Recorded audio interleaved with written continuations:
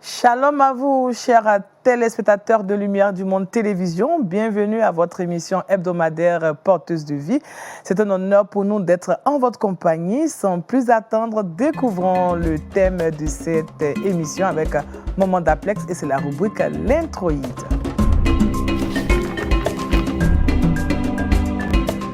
Alors, Maman d'Aplex. Shalom Daniel. Comment ça va? Ça va très bien. Dieu merci. Alléluia. Amen.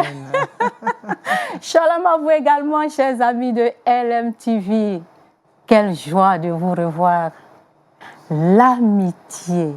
Voici la thématique de notre partage de ce jour.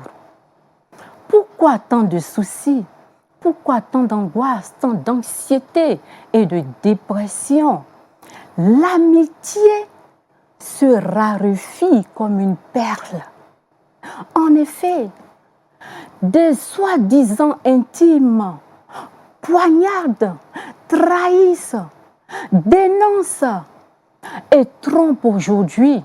Pourtant, quelqu'un a dit, s'il y a une chose précieuse sur la terre, c'est l'amitié, la relation amicale. Vous l'avez donc bien compris, comme je l'ai déjà dit, l'amitié, c'est le sujet de nos échanges de ce jour. L'amitié, merci Maman d'Aplex, c'est donc le thème de nos échanges aujourd'hui. Et pour en parler, nous avons avec nous Maman Boisbré Marguerite. Shalom Maman. Comment vous allez? Ça va, Daniel. Bienvenue sur ce plateau. Merci, Daniel. Alors, vous êtes enseignante à la retraite. Oui, c'est ça. Vous êtes chrétienne. Oui, c'est ça. Vous êtes mémée aussi. Oui, je suis même arrière-grand-mère. Arrière-grand-mère. Alléluia. C'est une grâce de vous avoir. Avec vous, on va parler de l'amitié. C'est sûr que vous avez quelque chose à partager avec nous aujourd'hui. Oui, hein. c'est sûr. C'est ça. Bienvenue encore. Nous avons avec nous Madame Nguessan Marceline. Bienvenue. Bienvenue. Alors, vous êtes ingénieure d'affaires, vous êtes mère, vous êtes épouse, vous êtes grande dame de la société, on peut le dire. Ouais, en tout cas, je prends. Hein. Ah oui, il faut le prendre. Effectivement, c'est cela. Merci beaucoup. Merci. Et l'amitié, c'est important d'en parler. Oui, très important. D'accord, bienvenue encore. Et nous sommes avec la jeune dame qui me regarde avec ce beau sourire, Paul Félicia, shalom. Shalom Daniel et shalom à toutes nos mamans qui sont là. Avec Paul Félicia, on aura deux rubriques. C'est ça, la rubrique de l'internaute. Et puis ensuite, on aura le bon à savoir. Le bon à savoir, ce sera donc dans cette belle ambiance que nous allons déjà démarrer les choses proprement dit. Merci à Maman d'Aplex qui nous fait toujours l'amitié d'être là. Hein. Et nous partons pour le petit débat.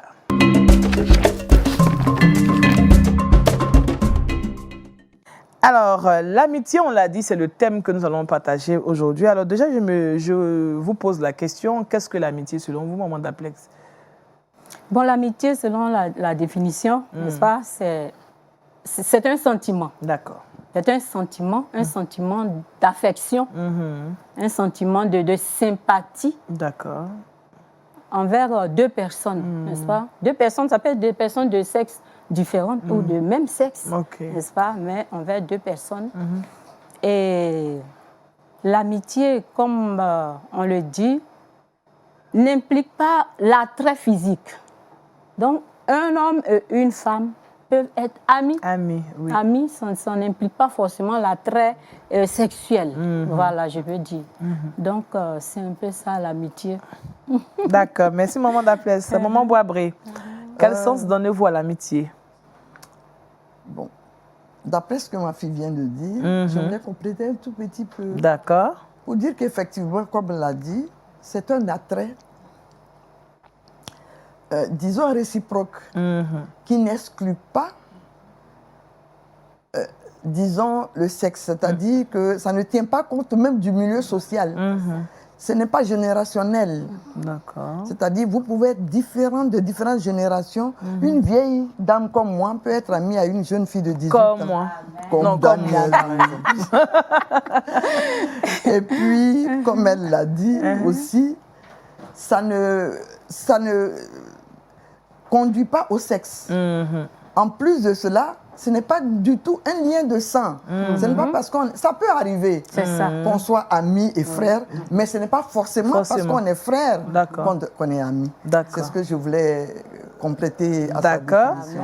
D'accord, merci maman Boabré, maman Nguesson. Que dire après tout ce que la maman vient si de vous avez dire, quelque chose à nous dire. Juste que l'amitié est une relation affective, réciproque entre deux personnes, mais aussi cela peut être entre plusieurs personnes. Voilà, entre plusieurs personnes. Et comme maman Daplex l'a dit, l'amitié exclut le sexe. Voilà. Quand on parle d'amitié, il n'y a pas de sexe. Voilà. Effectivement, deux personnes de même sexe peuvent être des amis, mais des personnes de sexe opposé peuvent aussi être des amis et de très bons amis d'ailleurs. Très bons amis. D'accord. Chez nous, on parle... Je vais dévoiler. Ah oui, parce que c'est culturel aussi. Oui, c'est culturel, l'amitié. Dans certaines cultures, il faut que on parle du doubéi. Oui, doubéi. Le doubéi. Oui.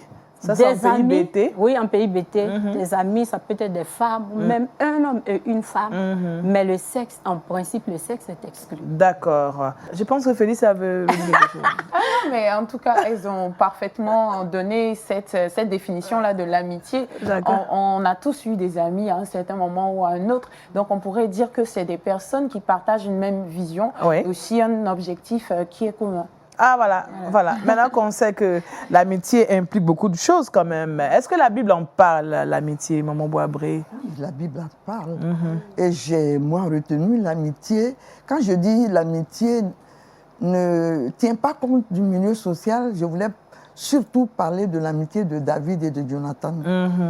Jonathan est le prince héritier de Saül. Et David est le petit berger derrière les troupeaux. Prédestiné par le Seigneur à être roi à la place de Saül. Du père de Jonathan. Et voilà que Jonathan est prince héritier. En principe, c'est une situation tendue, mais l'amitié est née de là. La Bible dit à 1 Samuel 18, au verset 1, que quand Saül a fini de parler avec David, Jonathan a aimé l'âme de David. Amen. Il a aimé David dans son âme. Et j'aime ça. Amen. Pour moi, l'amitié, c'est une relation d'âme. J'en viens. Puisque nous sommes là pour donner des témoignages. D'accord. Vraiment, dans la Bible, voilà ce que j'ai retenu. D'accord. Une telle amitié entre David et Jonathan est une amitié précieuse. Oui. Et qui a des relations, qui a des racines même divines, basées sur des valeurs divines. C'est ça. Parce qu'on verra ça. D'accord. Merci, maman Boabré. Maman Nguesson, Marceline. Oui. Qu'est-ce que vous savez de la Bible par rapport à l'amitié? Qu'est-ce que la Bible dit? Maman a pris le cas de Jonathan et de David. Oui, je crois que l'exemple de David et Jonathan, c'est l'exemple le plus parlant dans la Bible. C'est vrai qu'on peut avoir d'autres exemples comme celui, par exemple, de Ruth et Naomi, voilà, qui étaient belle-fille et belle-mère, mais qui ont développé une très belle amitié, de sorte que Ruth n'a pas voulu laisser Naomi partir seule dans la dépression, dans la douleur. Elle a tenu, malgré l'insistance de Naomi, à rejeter Ruth. Ruth a tenu à l'accompagner là où elle devait partir dans son pays. Voilà. Donc, c'est une amitié qui existe également entre ces deux femmes, une amitié très forte. Oui. Voilà. Donc, je voudrais en parler aussi. Et puis, ce que je voudrais dire aussi par rapport à la Bible, dans le proverbe, je crois, proverbe 17, verset 17, il est dit que l'ami aime en tout temps. Voilà, l'ami aime en tout temps. Et dans les moments difficiles, il se présente comme un frère. Pour dire que l'amitié ne tient pas compte certainement de... L'amitié n'est pas circonstancielle.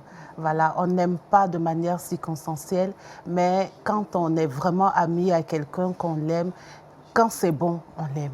Quand c'est pas bon, on l'aime. Dans la douleur, on l'aime. On ne l'aime pas pour ce qu'il a, mais on l'aime pour ce qu'il est. Voilà, tout simplement. Ni pour ce qu'il peut offrir, non. Mais on l'aime tout simplement. Tout simplement, sans intérêt. Sans intérêt. L'amitié est désintéressée. C'est ça. À un moment d'Aplex. Ah. Oui. Effectivement, la Bible parle de l'amitié. Oui. Et la Bible, d'ailleurs, encourage l'amitié. Dieu, il est dit, le verset que nous aimons souvent citer, il n'est pas bon que l'homme soit seul. Dieu a créé l'homme et il n'a pas voulu que l'homme reste tout seul dans la solitude. C'est ça. N'est-ce pas? Il lui a créé une femme. Mais dans le domaine de l'amitié, c'est ça également. Il n'est pas bon que l'homme soit seul, qu'une femme reste toute seule. Et c'est ce que nous voyons dans les pays développés, n'est-ce pas? Où la solitude bat son plein et les gens se suicident par milliers. Oui, parce qu'il n'y a personne avec qui partager ses soucis. Il n'y a personne avec qui parler, avec qui échanger. Oui. Donc la Bible encourage, n'est-ce pas, l'amitié. Et c'est le verset que notre sœur a cité, n'est-ce pas? L'ami aime en tout temps. Et dans le malheur, il se montre frère. Quelqu'un a dit que le véritable ami est comme une étoile. Une étoile. Pourquoi c'est dans l'obscurité, quand il y a la nuit noire, c'est là qu'on détecte les étoiles, n'est-ce pas? C'est ça. Donc c'est dans la souffrance que quand le véritable ami est tout près, c'est là qu'on découvre, n'est-ce pas? Parmi des dizaines d'amis, c'est dans la souffrance qu'on découvre son véritable ami. C'est ça. Donc la Bible en parle et la Bible encourage l'amitié. Ah, merci, chère maman. Alors, maman Boisbré, moi je suis pressée de découvrir votre témoignage. Hein. Oui, mon témoignage, il est tout simple. Je suis amie à une personne, la seule que j'ai, depuis notre âge. D'accord. Et on a 43 ans d'amitié. 43 ans d'amitié. C'est sûr qu'il y a eu beaucoup de difficultés. Comment ça s'est passé pour surmonter toutes ces choses? C'était un coup de foudre. Dans l'amitié, il existe des coups de foudre. Moi, j'étais chez mon frère et elle était voisine à mon frère. Un soir, elle est venue, parce que je suis venue là, une étrangère, elle est venue voir mon frère et il nous a présentés. Et on a causé un peu. Je l'ai accompagnée et loin de mon frère, on a pu parler. C'est fini. C'est comme ça que les choses ont commencé. Quand je lui ai parlé, qu'elle m'a répondu, c'est fini. Waouh. Non. Comme David et Jonathan. Oui, comme David et Jonathan. C'est parti dans l'âme directement. Dans l'âme. Oui. Et oui, nous sommes devenus des amis. C'est une dame qui est d'une famille aisée. Tout comme David et Jonathan. Et beaucoup de personnes m'ont dit oui, c'est parce que d'une famille aisée, cette amitié. Il y a eu beaucoup de mauvaises langues. Beaucoup de mauvaises langues. Elle-même aussi m'a mise à l'épreuve. Oui, elle m'a mise à l'épreuve. Certaines fois, des petites colères, je ne comprenais pas. Mais je dis, mais puisque je l'aime dans l'âme, si je l'aime dans l'âme, je dois être patiente. Ah oui. Parce que c'est une personne susceptible, je dois être patiente. Et j'étais patiente. C'était une enfant gâtée au milieu de ses frères. Mais j'ai été patiente. Les gens se demandaient comment je faisais. Mes enfants même me disaient, mais comment tu peux être papato de tanti? Je dis, ça ne fait rien. Ça ne fait rien. Je suis papato de tanti. Mais tanti, quand tu l'approches, ce n'est pas ses frères qui l'entretiennent. C'est tanti par son travail a réussi à être ce qu'elle est. Ça. Et pour moi, c'était un exemple. Amen.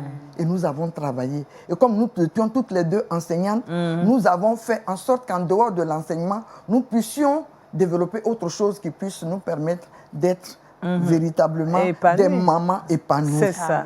Et c'est ce qui est arrivé. Ah oui. Et aujourd'hui, jusqu'à aujourd'hui, les gens s'étonnent. On est amis. Ça fait 43 ans. Une anecdote qu'on dit. Rapidement. Voilà, ma petite fille m'a appelé la dernière fois. Elle dit, mamie est là. Je dis, oui, mamie est là. Elle est à côté, juste à côté de moi. On était ensemble. Elle dit quoi? Je dis, mais elle n'a rien dit.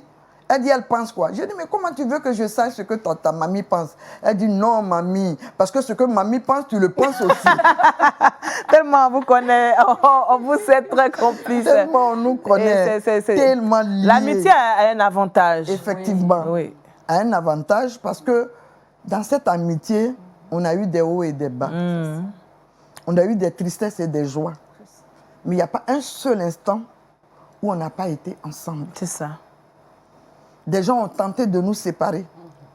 Nos conjoints ont tenté de nous séparer. Mais il n'y a pas un seul instant où on a été séparés. C'est ça.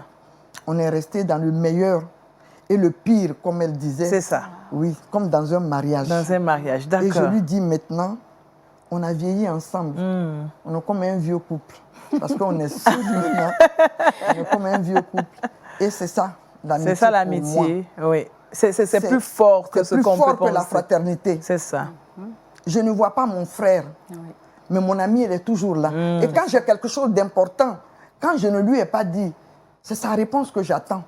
Et dans sa famille, quand il y a un problème, il faut me voir d'abord. Parce que c'est moi qui pourrais permettre qu'on puisse régler ce problème-là, qu'elle puisse abandonner le grief ou bien... C'est merveilleux. C'est comme ça c'est merveilleux. Resté jusqu'à présent. D'accord. Il n'y a pas de choses. Des problèmes. Je dis que l'amitié, c'est quelque chose de doux. De doux. Ça peut être un peu amer, mais c'est le doux qui surpasse. Amen. Parce que l'amitié est quelque chose d'exceptionnel. Ça transcende le lien de sang. C'est ça. Ça transcende même le lien du mariage. Parce que si un couple n'est pas ami à la base, c'est voué à l'échec. C'est ça. Des frères peuvent être amis, mais quand vous êtes frères amis, c'est l'excellence. Ah, vraiment, on peut apprendre beaucoup avec Maman Boabré aujourd'hui.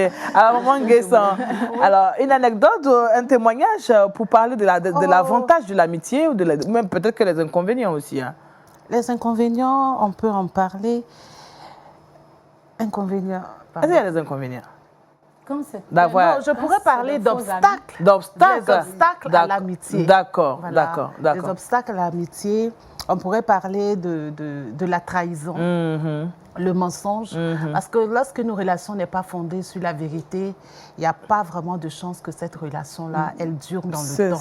Parce que quand la vérité finit par se savoir, elle finit par se savoir toujours d'ailleurs. Et quand elle se sait et qu'elle est blessante, c'est inévitable qu'il y ait séparation. Généralement, c'est ce qui fait que l'amitié se dégrade. Le mensonge est un véritable ennemi de l'amitié. La jalousie également, l'hypocrisie, voilà, l'hypocrisie, la jalousie, l'infidélité, la trahison et parler dans le dos de son ami, voilà. Ça existe aussi. Et ça existe surtout entre femmes. Hein. Quand elle est là, il y a un langage qu'on tient. Et quand elle n'est pas là aussi, il y a ce qu'on dit. Tout à fait. Il y a ce qu'on dit quand elle est là et ce qu'on dit quand elle n'est pas là. Quand elle est là, on l'apprécie. Tu es jolie, tu es belle.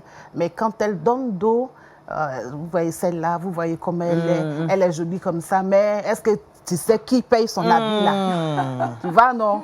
Tu sais qui paye son habit là? Maison où elle dort là même là. C'est même pas son papa qui paye. Il y a quelqu'un qui paye. Bon, vraiment, enfin, des choses comme ça. C'est dégradant. Voilà, c'est dégradant. Juste pour dire qu'il y a des choses, quand on est hypocrite, il y a des choses qu'on dit quand on est en face d'une personne et des choses qu'on dit dans son dos qui ne l'honorent pas. Et ça, c'est méchant. Et il arrive, et ça arrive toujours d'ailleurs, que la personne dont on parle comme ça finit par savoir qu'effectivement on parlait mal d'elle. Voilà. Et quand on découvre cette vérité, on est blessé et on se sépare. Malheureusement, on se sépare. L'amitié prend un coup. Merci, Maman Nguessan. Moi, je n'ai pas vécu ça. D'accord, d'accord. Alors, Maman Daplex, un mot rapidement. En analysant, en regardant, en écoutant, savoir qui est véritablement notre ami et qui ne l'est pas. Et il y a des gens qui veulent qu'on les caresse dans le sens du poil tout le temps.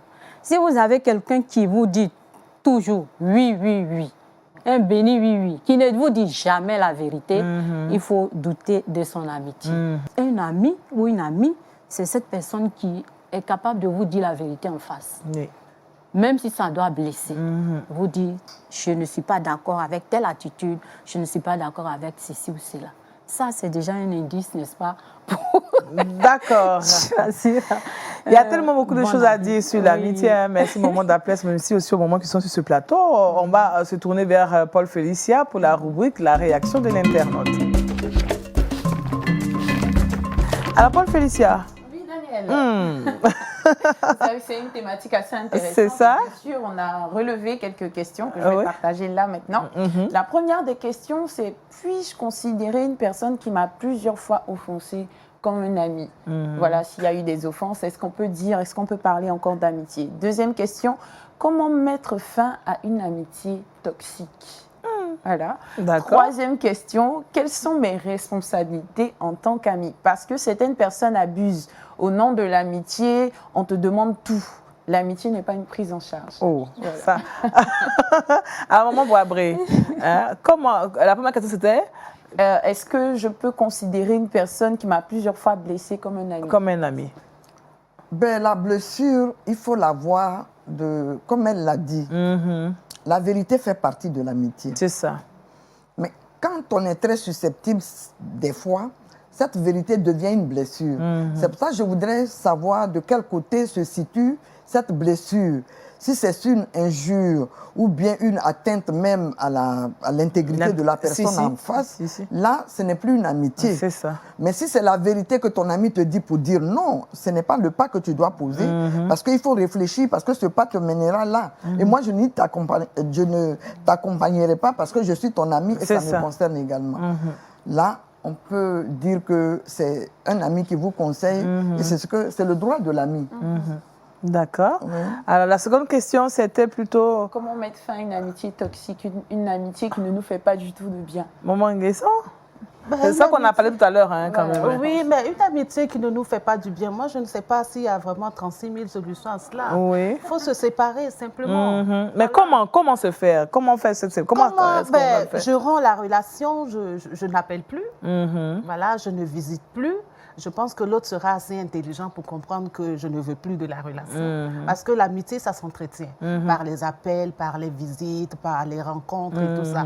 Mais si je ne veux plus être avec toi, ta compagnie ne me fait plus de bien, elle me fait plutôt du mal. Alors, je me retire, je reste chez moi, je réponds plus je réponds à l'appel, mais aux invitations. Voilà, je réponds plus aux invitations, je vais plus, en tout cas, là où tu vas. Voilà. Et on ne se sépare comme ça. On se sépare comme ça. Et puis, bon, s'il est nécessaire de parler, voilà, parce que peut-être que c'est à l'issue d'une situation que on décide de rompre. Voilà, s'il est nécessaire de parler, il faut avoir le courage aussi de dire à la personne, pour telle chose que tu as faite, je comprends que notre amitié ne peut pas aller loin. Je préfère me retirer. C'est ça. Alors, il faut être honnête aussi dans ce sens-là, pour dire à l'autre, je crois que c'est bon, stop. Je me retire. Même si on vous demande pardon, on dit non, je vais changer. S'il reconnaît que ça dépend, hein, ça dépend. Amitié où on tue son camarade, ça, c'est pas amitié. Vraiment, ça, là, c'est pas amitié. Voilà. On a eu l'exemple de Maman Boabé tout à l'heure. Parce qu'il y a des choses comme ça, où la jalousie, une jalousie féroce rentre dans une relation, où quelqu'un se retrouve vraiment en train de jalouser de manière vraiment... je ne sais comment qualifier cela. Oui, difficile à comprendre. En tout cas, son ami, son prétendu ami. Et quand c'est comme ça, tu es capable... On a vu des films comme ça, où l'ami a tué... L'autre ami. Voilà, l'autre ami. Oui, c'est ça. Simplement parce qu'il était jaloux. Une jalousie insupportable. Il n'a pas pu supporter la réussite de l'autre. Il n'a pas pu supporter, il l'a tué. C'est ça. Mais ça, là, c'est pas... Où tu découvres qu'on est en train de t'empoisonner. Non, faut sortir. Non, là, tu te retires. Mais si c'est une blessure, par exemple, dans la parole, bon, peut-être que il a mal tourné la langue, c'est pour cela. Mais tu le dis. Et si l'autre est assez humble pour reconnaître qu'effectivement j'ai fauté, qu'il demande pardon, mais là, on s'excuse et puis bon, on repart de plus parce que l'amitié aussi, c'est aussi le pardon. C'est ça, le pardon. À un moment d'Aplex, on dit que l'amitié n'est pas une prise en charge. Oui. L'amitié n'est pas une prise en charge. Mais je pense que si vous avez un ami qui vient tout le temps vous demander des services, il faut analyser la situation. Il faut analyser la situation. Si c'est quelqu'un qui est dans un problème réel, un besoin réel, quelqu'un qui n'est pas paresseux, qui cherche à travailler, il faut plutôt aider cette personne. Parce que l'amitié, c'est de pouvoir faire remonter l'autre à votre niveau. C'est ça. Si vous avez beaucoup d'argent qui n'a rien du tout, pourquoi ne pas lui donner une petite formation, bien l'aider, n'est-ce pas, à s'autosuffire. Ça, c'est important. Maintenant, si vous faites tout ça, que vous remarquez que c'est quelqu'un qui est un feignant, qui ne veut rien faire du tout, bon, là, il faut lui dire en face, comme Mme Nguessan l'a dit, parce que l'amitié, ce n'est pas une prise en charge. D'accord. Merci, chère maman. Le temps, il va très vite. On va encore retrouver Paul Félicia pour le bon à savoir. C'est tout de suite.